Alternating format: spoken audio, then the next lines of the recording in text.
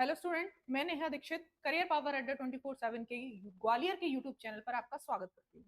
हमारा जो आज का टॉपिक है वो है तुगलक वंश यानी तुगलक डायनेस्टी। इसका सेकंड पार्ट कर रहे हैं। फर्स्ट हम लोग लास्ट क्लास में अपना कवर कर चुके हैं। इसी डायनेस्टी से और जो कुछ क्वेश्चंस बनते हैं, है ना, उनको आज हम लोग थोड़ा सा डीपली देखेंगे। चलिए स्टार्ट करते हैं। देखिए, अब हमने एमबीटी यानी कि हमने मोहम्मद बिन तुगलक पढ़े थे, हमने लास्ट क्लास में फिरोज शाह तुगलक पढ़े थे, और हमने लास्ट क्लास में गयासुद्दीन तुगलक पढ़े थे। इन तीन तुगलकों को हमने अपनी लास्ट क्लास में देखा था और उनकी कुछ उनसे जुड़ी कुछ चीजें देखी थी। आज उसको ही मैं कंटिन्यू कर रही हूँ और उसके साथ साथ उनसे जुड़े कुछ फैक्ट भी डिस्कस करेंगे। ठीक है, जैसे कि जब भी एमबीटी की बात आती है, मोहम्मद बिन तुगलक की बात आती है, एमबीटी की बात आती है, ठीक है, तो कुछ जनरल क्वेश्चंस बनते हैं। जैसे कि इनका नाम क्या था, तो सबको पता है मोहम्मद बिन तुगलक था, लेकिन इनको जौना खां के नाम से भी जाना जाता था। ठीक है, जौना खां और उलूग खां, उलूग, ठीक है, उलूग खां के नाम से भी जाना जाता था। पहला क्वेश्चन। दूसरा क्वेश्चन कहता है कि एक यात्री था जिसका नाम था इब्ने बतूता। यात्री का नाम क्या था? इब्ने बतूता, मोरक्को यात्री था। दूसरा क्वेश्चन कहता है हमारा, एक मोरक्को का यात्री था जिसका नाम था इब्ने बतूता, वो किसके शासनकाल में भारत आया था? तो आंसर क्या होगा? एमबीटी, यानी कि इनके शासनकाल में वो भारत आया था। और इनके शासनकाल में जब वो भारत आया, वो एक यात्री था, मोरक्को से आया था, वो एक यात्री था। ठीक है, मतलब कि बहुत जगह घूमना उसका काम था, घूमकर इंफॉर्मेशन को कलेक्ट करना उसका काम था, मेन काम उसका ये था। अब कह रहे हैं कि अगर ये जो यात्री था वो एमबीटी उससे इतना खुश हो गया, उसकी बातों से, उसकी जानकारियों से, उनकी चीजों से इतना खुश हो गया कि उन्होंने कहा कि तुम हमारे ही इसमें राजपाट में यहीं पे रुक जाओ। ठीक है, यहीं पे रुक जाओ और एक काम करो, तो हमारे यहाँ एक, हम तुम्हें एक पोस्ट दे देते हैं जिसका नाम था काजी। काजी की पोस्ट दे दी और 6 साल तक उसको वहीं रखा अपने दरबार में ही। ठीक है, तो इस तरीके से इसने, यात्री था भाई, उसका काम ही था कि जगह जगह घूमकर यात्रा करना और इन्फॉर्मेशन को कलेक्ट करना। लेकिन यहाँ पे क्या हुआ, उसने वो उससे इतना ज्यादा इंप्रेस हो गया कि उसने कहा कि तुम एक काम करो, तुम हमारे दरबार में रुक जाओ और यहीं पे अपना अच्छा खासा जीवन यापन करो, हम तुम्हें काजी बना दे देंगे। काजी उस टाइम पे उस साम्राज्य के लिए एक बहुत बड़ी पोस्ट होती थी कि भाई हम तुम्हें काजी बना देते हैं। और लगभग लगभग 6 साल तक तो उन्होंने रोक रखा, पर यात्री थे, कितने दिन तक रुकता? 7वीं साल में फिर वो भाग निकला और यात्रा करने लगा। तो यहाँ पे ये क्वेश्चन आता है कि मोरक्को यात्री किसके शासनकाल में आया था, उसका नाम क्या था? तो इब्ने बतूता। और जो उसको पोस्ट कौन सी दी गई थी, 6 साल तक उसने यहाँ पर इनके दरबार में 6 साल तक किस पोस्ट पर उन्होंने काम किया? इज काजी। ठीक है, ये क्वेश्चन बनता है। और तीसरा क्वेश्चन बनता है कि सबसे पहला ऐसा इस्लामिक शासक कौन था जिसने होली का त्योहार सेलिब्रेट किया, होली मनाया? सोचो, है ना। अभी हमने एक स्लाइड में पढ़ा था इससे लास्ट वाले सेशन में कि जो हिंदुओं के प्रति जो उदारता थी इसकी, सभी धर्मों को एक तरह से इक्वल दर्जा देता था ये, तो इसने क्या किया? होली का त्योहार मनाया, है ना। कभी जो मुस्लिम है या जो इस्लाम धर्म के लोग हैं, वो होली का त्योहार भाईचारे में मना भी लेते हैं भाई, लेकिन एक शासक होकर होली के लिए परमिशन देना, एक शासक होकर होली के लिए ये बोलना कि होली का त्योहार मनाओ, एंजॉय करो, ये एक बहुत बड़ी चीज है। ठीक है, हम भाईचारे में होली खेल लेते हैं, लेकिन एक शासक होकर इसकी परमिशन देना, ये बहुत बड़ी बात है। तो यहाँ से 3 क्वेश्चन एमबीटी से, और यहाँ पे 3 फैक्ट बनते हैं। पहला क्या कहता है, इनके दोनों नामों से भी क्वेश्चन आ जाता है कि जौना खां और उलूग खां। और तीसरा क्वेश्चन बनता है कि भाई इनके मोरक्को यात्री जो था वो इनके कौन से किसके शासन काल में आया था, तो एमबीटी। एंड चौथा क्वेश्चन यहाँ से किस पोस्ट पर उसको 6 साल तक रखा, तो हम काजी बता सकते हैं। एंड चौथा क्वेश्चन हम कह सकते हैं कि सबसे पहली बार किस इस्लामिक शासक ने होली का त्योहार सेलिब्रेट किया, जनता को बोला कि भाई मनाओ और खुद भी मनाए, तो हम एमबीटी का नाम यूज कर सकते हैं, पहली चीज। दूसरा,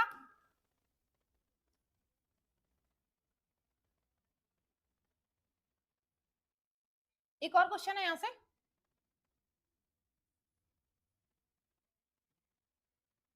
तुगलकनामा, तुगलकनामा ये क्या है, किसने लिखा? तो आंसर इज अमीर खुसरो ने लिखा। ठीक है, अमीर खुसरो, यहाँ पे भी है अमीर खुसरो। ठीक है, अमीर खुसरो ने लिखा। और ये है क्या? तो ये जो जीएसटी थे हमारे, यानी गयासुद्दीन तुगलक जी तो जो थे, उनकी बायोग्राफी है। बायोग्राफी मतलब जीवन की गाथा, है ना, कि भाई ऐसे थे, ऐसा ऐसा उन्होंने काम किया, ये सारी चीजें हमने यहाँ पे बताई। यानी कि तुगलकनामा जो हमारा एक बुक है वो किसने लिखा, है ना, तो हम कह सकते हैं कि अमीर खुसरो ने लिखा। और इसके अंदर है क्या, तो हमारी जीएसटी जी की, गयासुद्दीन तुगलक जी की, गयासुद्दीन तुगलक जी की आत्मकथा है इसमें, है ना, कथा कह लीजिए। आत्मकथा तो भाई वो होती है ऑटोबायोग्राफी जो खुद के बारे में लिखी जाती है, इन्होंने खुद नहीं लिखी, अमीर खुसरो ने लिखी थी, तो हम बायोग्राफी कहेंगे, ठीक है, अपनी मतलब इनकी कथा है, ऐसे कह सकते हैं, ठीक है। तो यहां से ये क्वेश्चन आता है, ये पॉइंट भी आप लोग याद रखिएगा। और इसके अलावा अब आ जाते हैं मेन मुद्दे पर। मेन मुद्दा क्या कह रहा है, मेन मुद्दा कह रहा है कि हमारा खुरासान अभियान और कराचल अभियान, ये दो अभियानों के बारे में हमें डिस्क्राइब कीजिए कि ये किसके द्वारा किए गए, कैसे किए गए, कितने समय में किए गए और कहां कहां पर किए गए, ठीक है। तो हमारा देखो 14वीं शताब्दी के अंत जब होता है, शुरुआत होती है, तो एमबीटी कौन है यहाँ पे, दोबारा से एमबीटी, मोहम्मद बिन तुगलक, दिल्ली की सल्तनत ने अपनी सीमाओं को सुरक्षित करने के लिए, सीमा विवाद को सुलझाने के लिए कई सैन्य अभियान शुरू किए। तो जो खुरासान और कराचिल अभियान है वो क्या है, वो सैन्य अभियान है। पहली चीज, पहला क्वेश्चन ये क्या है, ये सैन्य अभियान है, सैन्य अभियान है। दूसरा क्वेश्चन कि खुरासान अभियान का उद्देश्य क्या था, कि जितने भी पश्चिम में, है ना, जितनी भी सीमाएं हैं उनको सुरक्षित सुरक्षा सुरक्षित स्थापित करना है, सुरक्षा स्थापित करना उनमें। हालांकि यह अभियान कार्यान्वित होने में असफल रहा, ठीक है, और ये जो है वो असफल है भाई, ये सफल ही नहीं हुआ, असफल है, ठीक है। दूसरा है कराचिल अभियान, इन्होंने कहा कि जितनी भी पड़ोसी जो पहाड़ी राज्य हैं, है ना, उनमें जितना भी सीमा विवाद होता है, उनकी टेरिटरी में जितनी भी चीजें हो रही हैं, है ना, उनको सुलझाने का एक प्रयास था, जो कि चीन के प्रभाव में था, जो चीनी साइड का जो बॉर्डर था हमारा, उसके लिए ये वाली बात बोली गई है, ठीक है। तो ये भी लगभग हमारा जो था, हालांकि यह अभियान अंततः विफल हुआ, तो ये भी हमारा अंततः में यानी लास्ट में आके विफल हो गया। इस सफलता के असफलता के बावजूद भी चीन और दिल्ली के मध्य में कूटनीतिक वार्तालाप शुरू हुआ। तो कहते हैं कि कुछ कूटनीति बनाई गई कि कैसे क्या करना है। हालांकि वो अभियान जो था वो विफल हो गया, ये बात अलग है, लेकिन फिर भी कुछ कूटनीतिक चीजें की गई जिससे चीजें शॉर्ट आउट होती गई, ठीक है। तो यहाँ से क्वेश्चन बनता है।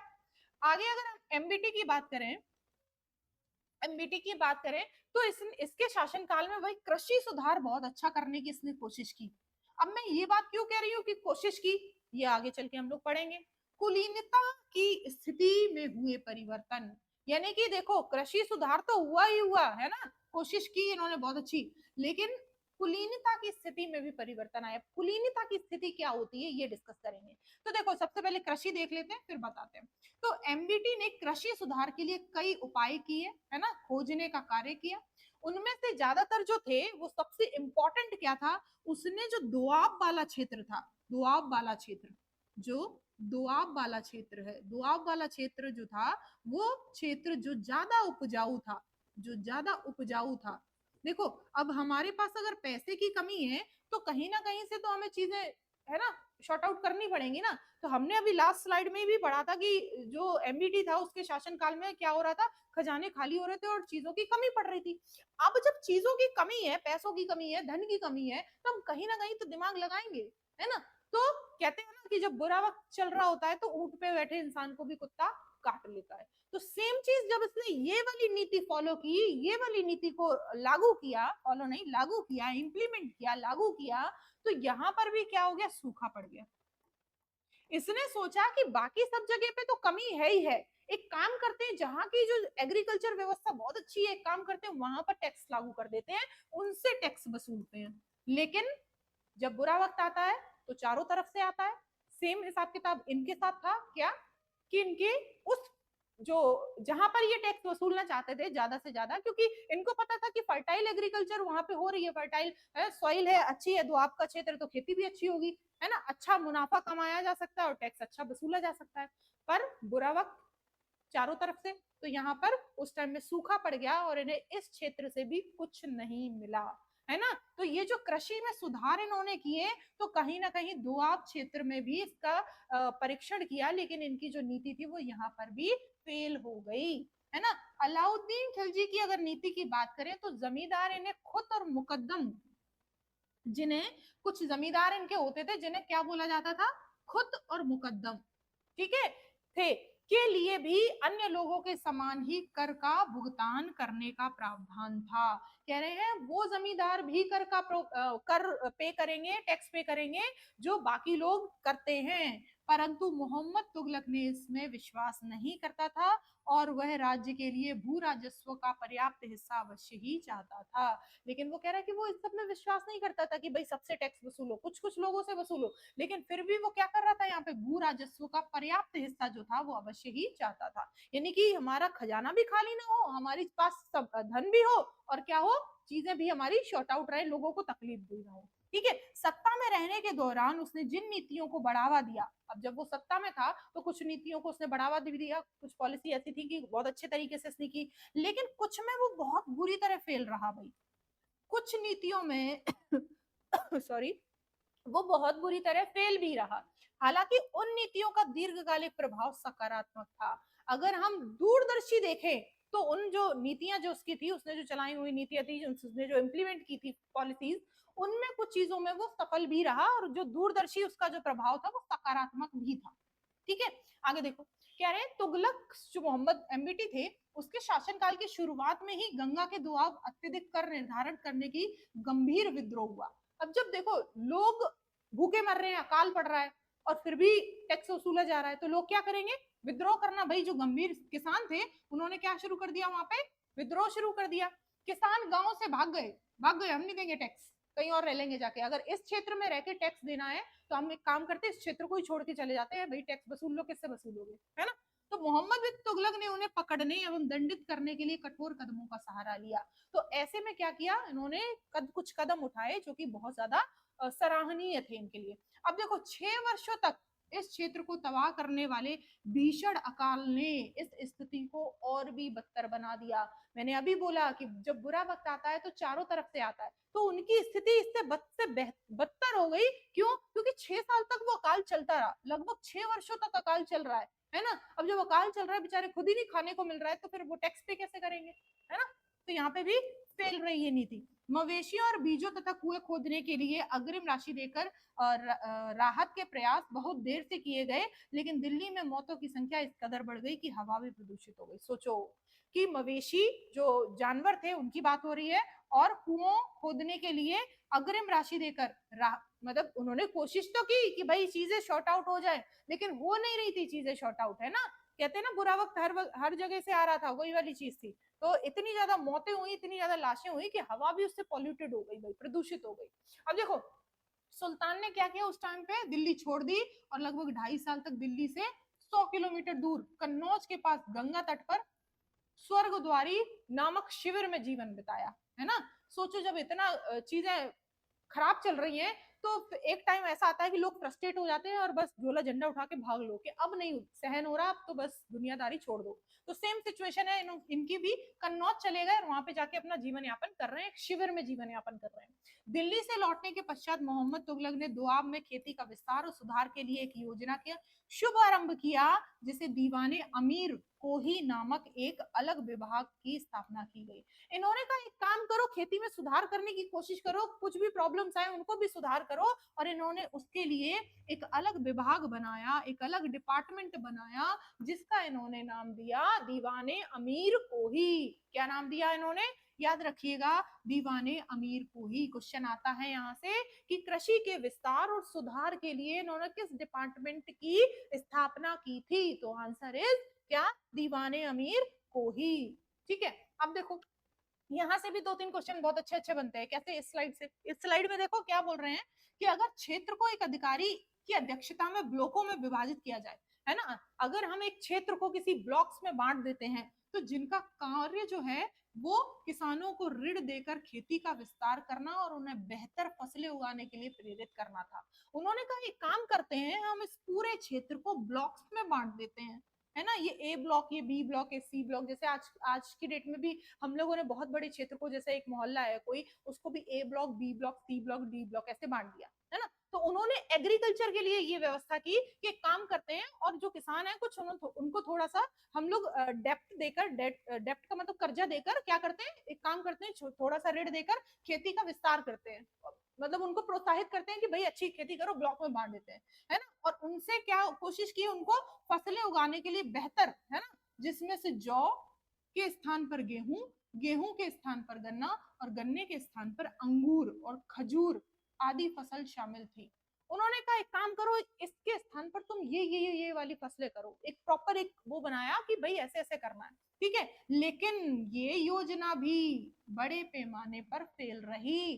क्यों? क्योंकि भाई इसका जो, जैसे कोई जब काम जो लोग करते हैं ना, जैसे किसी को अगर कोई काम दे रहे हैं, तो हमें इस चीज का ध्यान रखना पड़ेगा कि उस चीज का उस व्यक्ति को पुराना अनुभव है भी या नहीं भी, है ना। अब देखो अनुभव शुरू से तो नहीं होता, हर व्यक्ति जीरो से ही स्टार्ट करता है, सही बात है ये। लेकिन कुछ चीजें ऐसी होती हैं कि हम पहले से सीख कर आते हैं, देन हम उस जगह पर इंप्लीमेंट करते हैं। तो यहाँ पर क्या हुआ कि जो चीजें थी, वो व्यक्ति जो इन चीजों के लिए चयनित किए गए, वो कैसे थे, वो व्यक्ति अनुभवहीन थे, और कैसे थे, या फिर देखो दो चीजें होती है, या तो आपको कुछ नहीं आता है तो आप अपने काम को लेकर पूरे ऑनेस्ट रहो, लॉयल रहो, और अगर आपको कुछ आता है तो थोड़ा बहुत चीटिंग चल जाती है, क्योंकि आपको पहले से आता है ना। तो यहाँ पे दोनों ही चीजें हैं, एक तो भाई क्या है, अनुभवहीन है व्यक्ति, और दूसरा क्या है, दूसरा कह रहे हैं वो ऊपर से बेईमान भी है ना, लॉयल भी नहीं है आपके लिए। अब कहानी क्या है, अब कह रहे हैं कि उन्होंने अपने स्वयं के उपयोगों के लिए धन का दुरुपयोग कर दिया, उन्होंने अपनी पर्सनल यूजेस के लिए उस धन का दुरुपयोग किया, और बाकी जो चीजों के लिए धन अलॉट हुआ था उसकी जरूरत थी, वहां पे जरूरत लगी नहीं उनको, है ना, तो वहां पे दिया ही नहीं उन्होंने। तो इस तरीके से ये जो प्रोग्राम था इनका, ये भी फेल हो गया। अब देखो इसी बीच में एमबीटी की मृत्यु हो गई, और फिरोज ने ऋण माफ कर दिया।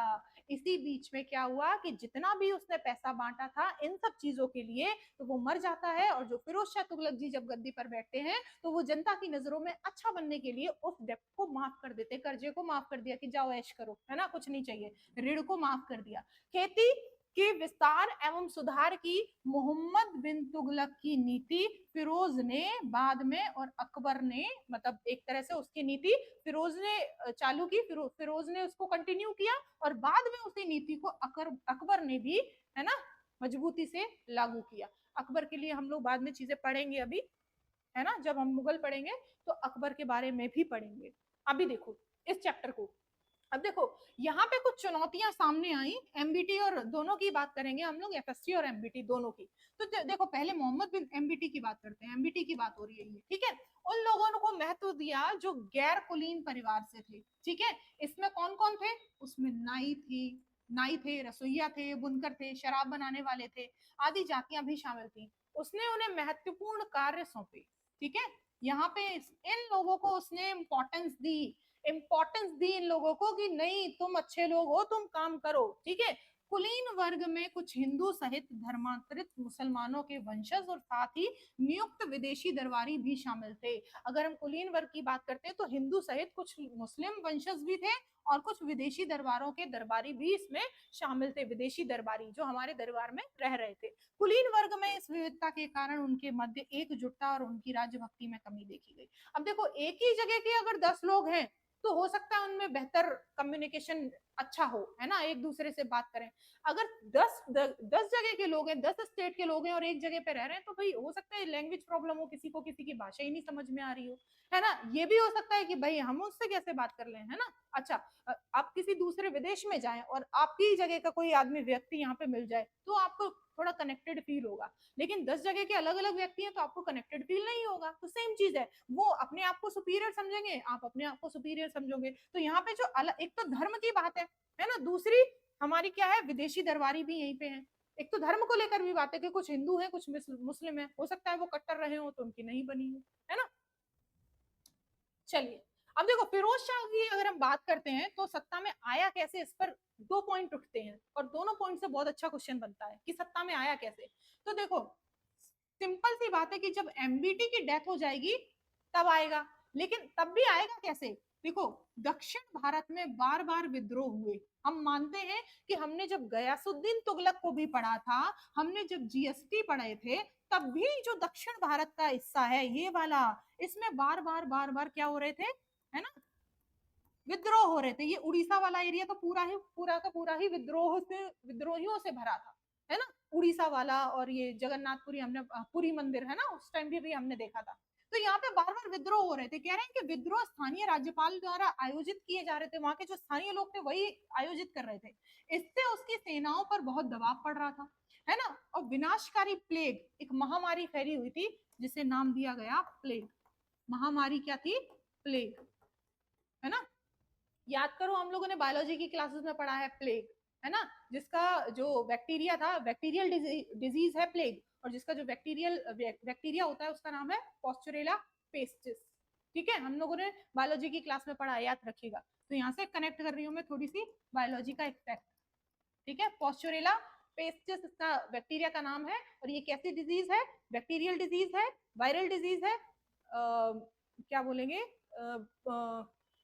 प्रोटोजोअल डिजीज है या फिर फंगल डिजीज है। चार ऑप्शन है आपके पास, तो आप क्या टिक करेंगे? बैक्टीरियल डिजीज है। ठीक है, क्या टिक करेंगे? बैक्टीरियल डिजीज है। ठीक है, तो कनेक्शन बनते रहना चाहिए। आगे देखिए, कह रहे हैं तुगलक की सेना जो थी और भी कमजोर हो गई, क्योंकि प्लेग फैला हुआ था भाई, है ना। बट देखो, बहुत सारे कारण थे, जैसे हमने अभी पुरानी स्लाइड में ही देखा कि जब वो उसने राजधानी को शिफ्ट किया तो भी दिक्कत आई, बहुत सारे लोग मर गए। अब बेचारे पे प्लेग आ गया, फिर अकाल आ गया उसके काल में, तो लोग मरते ही मरते गए, है ना। अभी हमने एक लाइन में ही ये चीज एक्सप्लेन की थी, क्या कि जब बुरा वक्त आता है तो चारों तरफ से ही आता है ना। तो वही चीज है इनके साथ। आगे देखो, परिणाम स्वरूप उसकी 2/3 सैनिकों की मृत्यु हो गई। लगभग उसकी जो आर्मी थी वो कितनी खत्म हो गई? लगभग 2/3 आर्मी गायब। अब सोचो बच्चा बेचारा क्या ही करेगा, है ना। दक्षिण भारत से लौटने के बाद हरिहर और बुक्का के नेतृत्व में एक विद्रोह के कारण विजयनगर साम्राज्य की स्थापना की गई, जबकि दक्कन में प्रभावशाली विदेशियों ने बहमनी साम्राज्य का गठन किया। अगर हम दक्कन की बात करते हैं तो फिर हमने यहाँ पे देखा बहमनी साम्राज्य, और अगर हम दक्षिण भारत, है ना, दक्कन का और ये वाला एरिया थोड़ा सा डिफरेंस है इसमें। ठीक है, तो यहाँ पर दक्षिण भारत की बात करें तो यहाँ पे हरिहर और बुक्का के नेतृत्व में एक विजयनगर साम्राज्य की भी स्थापना की गई। विजयनगर और बहमनी लगभग दक्षिण भारत का ही एरिया माना गया। ठीक है, अब देखो, कह रहे हैं कि साम्राज्य का गठन किया गया, तो यहाँ पर यह भी पूछा जाता है कि किस तरीके से हरिहर और बुक्का, है ना, के नेतृत्व में किस तरीके से विजयनगर साम्राज्य की स्थापना हुई, तो हरिहर बुक्का का नाम भी मिलता है। ठीक है, ये भी मिलता है। अब देखो, फाइनली हमने कहा था कि बंगाल में भी विद्रोह हुआ था। याद कीजिए, पुरानी स्लाइड में बात करी हमने कि बंगाल के विद्रोह को दबाने के लिए ही तो कौन गया था? जीएसटी, गयासुद्दीन तुगलक। और वेट कौन कर रहा था जाने का कि पापा जी हमें भेजेंगे, यानी एमबीटी को भेजेंगे। और एमबीटी ने जैसे ही मतलब ये चीज बोली तो उन्होंने कहा कि नहीं, तुम नहीं, हम जाओगे। हम गए और हमने सारे विद्रोह को दबा दिया, और वापस जब आए तो हमारे ही बेटे ने हमारी जान ले ली। तो वो कहानी थी। बंगाल में आजादी मिल गई, हालांकि मोहम्मद तुगलक अवध, गुजरात और सिंध में विद्रोहों को दबाने में कामयाब रहे। ठीक है, कामयाब रहे, लेकिन अंत में सिंध में जाकर उसकी क्या हो गई? मृत्यु हो गई, और उसका चचेरा भाई जो था वो उत्तराधिकारी बन गया। तो फाइनली यहाँ पे एफएसटी हमारी सत्ता में आ गए, एफएसटी सत्ता में आ गए, फिरोज शाह तुगलक, है ना। अब देखो, मोहम्मद तुगलक की नीतियों में कुलीनों, सेना और प्रभावशाली मुस्लिम धर्मशास्त्रियों का सूफी संतों का असंतोष पैदा कर दिया। देखो क्या होगा कि जब एक धर्म से ज्यादा वैल्यू कोई भी शासक एक धर्म से वैल्यू ज्यादा दूसरे धर्म को देगा, तो फिर चीजें क्या होंगी? क्लैश होना शुरू हो जाएंगे। तो यहाँ पे सूफी जो संत थे उनमें असंतोष पैदा हो गया, है ना। सत्ता में आने के बाद फिरोज शाह तुगलक को दिल्ली सल्तनत के विघटन को रोकने की चुनौती का सामना करना पड़ा। देखो, हम कह रहे हैं कि हमने तुगलक वंश जब पढ़ा, हमने देखा तो एक चरम सीमा पर गया। एक टाइम ऐसा था कि तुगलक वंश चरम सीमा पर गया, और दूसरा टाइम ऐसा था कि तुगलक वंश जमीन पे आ गिरा। यानी कि हम ये कह सकते हैं कि एक जो ऊपर जाने का एक पॉइंट है, हायर पॉइंट है ना, वो उस तक इंसान जाता है, और फिर उसके बाद उसका पतन भी पॉसिबल है। यानी कि एक सीमा तक ही इंसान आगे बढ़ सकता है, उसके बाद पतन निश्चित होता है किसी भी चीज का। तो यहाँ पे ये कह सकते हैं, आसानी से प्रबंधीय क्षेत्रों पर अधिकार जताते हुए कुलीनों ने, सेना, धर्मशास्त्रियों ने तुष्टीकरण की नीति अपनाई। अब ये तुष्टीकरण की नीति क्या होती है, थोड़ा सा इसको समझने की कोशिश करते हैं। तुष्टीकरण की नीति, तुष्टीकरण की नीति। अभी कुछ दिन पहले एक लीडर थे, मैं नाम नहीं लूंगी, एक लीडर थे, उनका एक बहुत अच्छा स्पीच दे रहे थे, कह रहे थे कि हिंदुस्तान पर ज्यादा से ज्यादा जो अधिकार है, ज्यादा से ज्यादा मतलब हिंदुओं से ज्यादा मुस्लिम का अधिकार है। उनका एक स्टेटमेंट ये था कि हिंदुस्तान पर हिंदुओं से ज्यादा मुस्लिम का अधिकार है। तुष्टीकरण की नीति क्यों मानी गई, ये सेंटेंस को सोचकर हम ये कह सकते हैं ये भी तुष्टीकरण की नीति अपना रहे थे वो लीडर। लेकिन क्यों मानी गई तुष्टीकरण की नीति? भाई आप ये कहो कि भाई दोनों का समान अधिकार है तब तो ठीक है, ठीक है, लेकिन अगर आप किसी भी एक कम्युनिटी का अधिकार ज्यादा बता रहे हैं तो फिर इसका मतलब ये है कि उस कम्युनिटी से आप क्या चाहते हैं, वोट बैंक चाहते हैं, क्योंकि आप लीडर हैं। ठीक है, तो मतलब कि जो चीज है नहीं उस चीज को शो करना और उस चीज को दिखाना, यानी कि जो चीज अगर समानता की दृष्टि से बात की जाए तो समानता सबके लिए इक्वल है और ये लोग कह सकते हैं कि हाँ भाई समान है ना चीजें हैं। लेकिन अगर आप एक चीज को बढ़ावा दे रहे हैं इसलिए कि ताकि आपको वोट बैंक मिल सके तो ये तुष्टीकरण की नीति कहलाती है। तो वैसी सेम चीज यहाँ पे धर्मशास्त्रियों ने इसको क्या बताया, इनको ये बताया कि जो कुलीन सेना में जो इसने जो प्रयोग की अपने की भाई दूसरे धर्म को वैल्यू दी, कुलीन लोगों को आगे बढ़ाया, तो वो कह रहे हैं कि धर्मशास्त्रियों के तुष्टीकरण की नीति अपनाई, ये कह रहे हैं वो आसानी से। उसने दक्षिण भारत और दक्कन पर पुनः नियंत्रण पाने का प्रयास नहीं किया। लेकिन जब हम ये कहते हैं, देखो कई बार क्या होता है ना कि जैसे एक क्षेत्र है, कोई और जीत कर उसको चला गया है ना, वो आया हमला किया लूटा और चला गया और ये बोल गया कि भाई अब हमने तो लूट लिया, हमारा अधिकार है तुम पर, लेकिन राज तुम ही करो, रहो तुम ही, हमें कोई मतलब नहीं है। अब जब जिस जगह वो चला गया, जिसने उस क्षेत्र को लूटा था या जीता था, हम ये कह सकते हैं कनकर किया था, जीता था, लेकिन जब वो चला गया व्यक्ति और उन लोगों को ये खबर मिल गई कि जिसने इसको जीता था वो मर गया, है ना, अब वो मर गया, अब उस जगह अगर कोई दूसरा शासक आएगा और उस क्षेत्र पर पुनः अपना अधिकार जमाने जाएगा तो वो क्या कहेंगे, वो कहेंगे कि भाई तुमने थोड़ी जीता था, हमें तो खिलजियों ने जीता था, हम तो खिलजियों के अंडर में काम कर रहे थे, तुम्हारे अंडर में थोड़ी अब करेंगे। समझ गए? तो वैसी सेम चीज थी कि दक्कन और दक्षिण भारत ने क्या कर दिया, उसको जो तुगलक वंश के जो शासक थे उनको सपोर्ट करने से मना कर दिया कि भाई खिलजियों ने हमें जीता था, हमारा तुमसे कोई लेना देना नहीं है। ठीक है, तो यहाँ पे सपोर्ट बंद हो गया, इस वजह से नियंत्रण पाने का उसने दोबारा प्रयास नहीं किया। आगे की कहानी कह रही है फिरोज शाह तुगलक ने क्या क्या नीतियां अपनाई। तो फिरोज शाह तुगलक एक उल्लेखनीय सैन्य नेता नहीं था। भाई सैन्य नेता क्यों नहीं माना गया इसको, देखते हैं। कह रहे हैं कि उसके शासनकाल में शांति और क्रमिक विकास का दौर देखा तो गया है ना, लेकिन उसने मृत कुलीन के बेटों दामादों दासों को पदों से उत्तराधिकार एवं एकता की अनुमति देने वाला एक फरमान लागू कर दिया। उसने कहा देखो एकता हमने पुरानी क्लास में पढ़ा है, क्या है एकता, एक कोई क्षेत्र है उसमें एक जमीन का टुकड़ा हमने किसी सैनिक को दे दिया, है ना, वो डिमांड कर रहा था हमसे सैलरी की कि भैया हमें सैलरी दो, हम तुम्हारे लिए राज्य के लिए तुम्हारे किंगडम के लिए काम करते हैं। उन्होंने कहा सैलरी वैलरी कुछ नहीं मिलेगी, हम एक काम करते हैं भूमि का टुकड़ा तुमको दे देते हैं, भूमि का टुकड़ा तुमको दे देते हैं और तुमको यहाँ का इक्तादार बना देते हैं, है ना, उस भूमि के टुकड़े का नाम है इक्ता और उसको जिसको दिया उसका नाम है इक्तादार, इक्तादार। तो उन्होंने ये व्यवस्था यहाँ पे भूमि अनुदान की व्यवस्था लागू की और एक फरमान जारी किया कि इन इन इन लोगों को क्या मिलेगा, हमने एकता की व्यवस्था की जाएगी। अब देखो इसने अपने लेखा परीक्षा के समय, लेखा परीक्षा क्या है, जैसे आज की डेट में अकाउंट की हम लोग पूरी जानकारी रखते हैं, किसी भी इंस्टीट्यूट में, किसी भी एकेडमी में, किसी भी कंपनी में हम लोग एक पूरा अकाउंट का डिपार्टमेंट होता है। तो सेम चीज यहाँ पे थी कि लेखा परीक्षा के समय उसने क्या किया, लोगों का यहाँ पे रखना शुरू किया कि कितना क्या हमारी चीजें हो रही हैं, है ना, और जो वैसे लोग थे अधिकारियों को प्रताड़ित करने की प्रथा को समाप्त कर दिया, मतलब कि जो गलतियां कर रहे हैं या जो कुछ घोटाला कर रहे हैं उन अधिकारियों को यहाँ पे इसने क्या किया, प्रताड़ित करने की जो प्रथा थी उसको खत्म कर दिया। ठीक है, उपायों से कुलीन प्रसन्न हो गए और इससे क्या हो गया कि जो कुलीन लोग थे वो प्रसन्न हो गए कि भाई ये तो बड़ा दयालु है हमारे लिए, है ना, तो विद्रोह भी कम हो गए। जब जनता के अंदर ये भावना आती है कि भाई हमारा जो सम्राट है, हमारा जो राजा है वो थोड़ा सा हमारे लिए दयालुपन दिखा रहा है, तो ऑटोमेटिकली चीजें क्या होती हैं, अपने आप ही शॉर्ट आउट हो जाती हैं।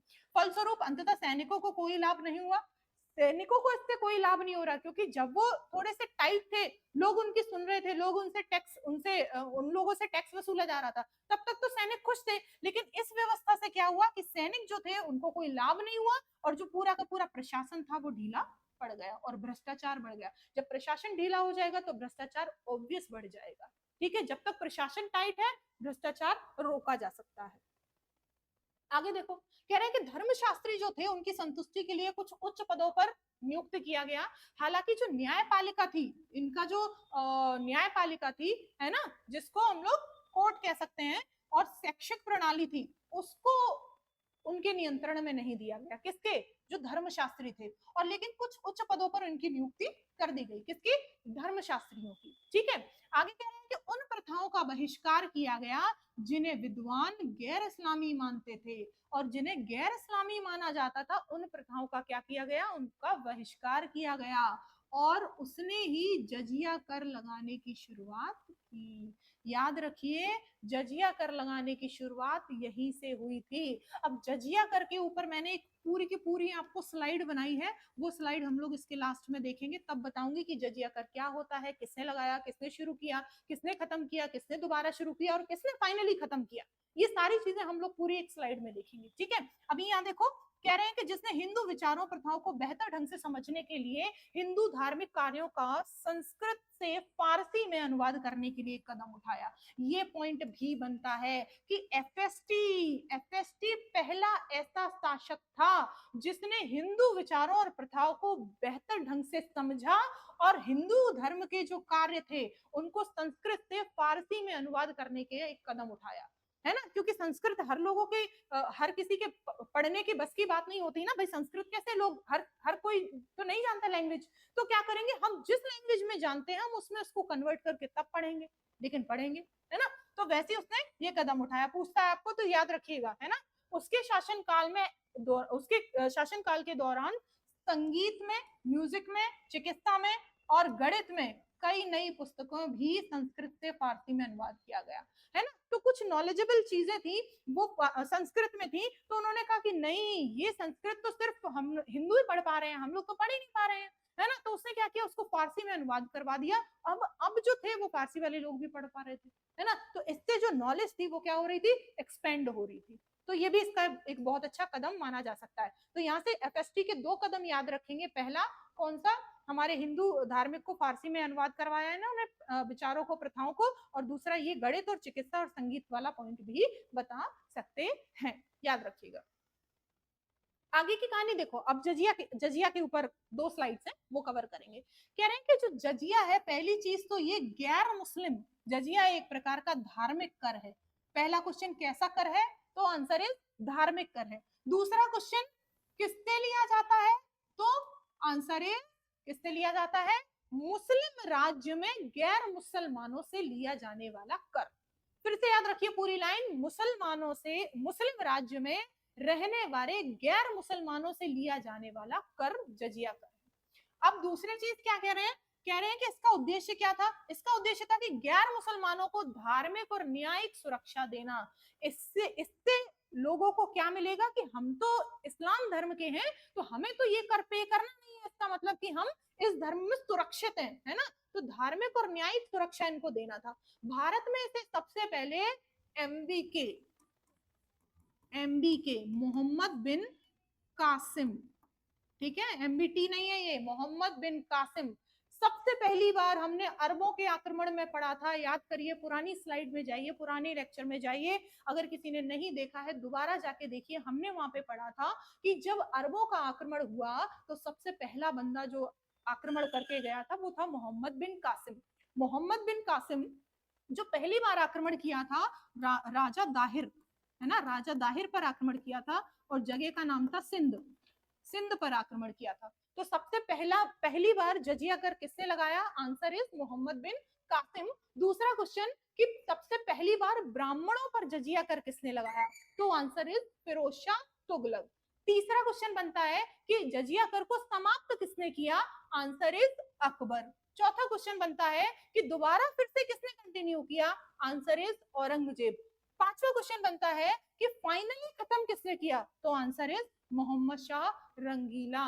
ठीक है, और किसके अनुरोध पर इसे समाप्त कर दिया? तो आंसर इज राजा जयसिंह, राजा जयसिंह। तो 5 क्वेश्चन यहाँ से बने। पहला क्वेश्चन, जजिया कैसा कर है? धार्मिक कर है। दूसरा क्वेश्चन, किससे लिया जाता है? तो गैर मुस्लिमों से लिया जाता था। तीसरा क्वेश्चन, सबसे पहली बार इसने किसने लागू किया? Answer is Mohammed bin Qasim. चौथा क्वेश्चन, ब्राह्मणों से किसने वसूला? Answer is Firoz Shah Tughlaq. पांचवा क्वेश्चन, इसे समाप्त किसने किया? तो आंसर इज अकबर। एंड छठवां क्वेश्चन, इसे फिर से लागू किसने किया? Answer is Aurangzeb. और सातवां क्वेश्चन, इसे दोबारा से फाइनली मतलब पूरे तरीके से खत्म किसने किया? Answer is Mohammad Shah Rangila. And सातवां क्वेश्चन, आठवां क्वेश्चन कह रहे हैं कि किसके अनुरोध पर किया? तो आंसर इज राजा जयसिंह। इस केवल स्लाइड से 8 क्वेश्चन बन रहे हैं भाई, है ना। और ये देखो ऐसे वसूला जाता था, ये सब लाइन में खड़े हैं, एक एक आके इस वाले व्यक्ति को देके जाएगा, ठीक है। देखो फिर से अगेन, पहला क्वेश्चन मोहम्मद बिन कासिम, दूसरा है ना सिंध के देवल पर इसे लागू किया था। कहां, कौन सी जगह पर लागू हुआ था पहली बार? ये सिंध के देवल जिले पर, है ना, देवल जगह पर। फिरोज शाह तुगलक का इससे क्या कनेक्शन है? तो इसने ब्राह्मणों से भी कर को वसूला था। अकबर ने इसे फाइनली इसे खत्म कर दिया था, क्योंकि वो हिंदू रानी से विवाह हुआ उनका, तो कुछ उनके चीजों में आकर उनकी नजरों में अच्छा बनने के लिए उन्होंने 2-4 कदम ऐसे उठाए कि भाई हिंदू के लिए वो प्रिय शासक हैं इसलिए, है ना। एंड फाइनली औरंगजेब ने इसे दोबारा लागू कर दिया एंड फाइनली हमेशा के लिए समाप्त किया हमारे मोहम्मद शाह रंगीला जी ने, राजा जयसिंह के कहने पर। तो फाइनली हमने जजिया के बारे में 8 क्वेश्चन देखे, जजिया कर के बारे में 8 क्वेश्चन देखे। एंड फाइनली ये लेक्चर हमारा यहीं पे खत्म होता है, इस पार्ट को खत्म करते हैं। कोई भी क्वेश्चन है आप कमेंट सेक्शन में लिख के भेज दीजिए, हम उस पर भी न्यू लेक्चर तैयार करेंगे, ठीक है। Thank you.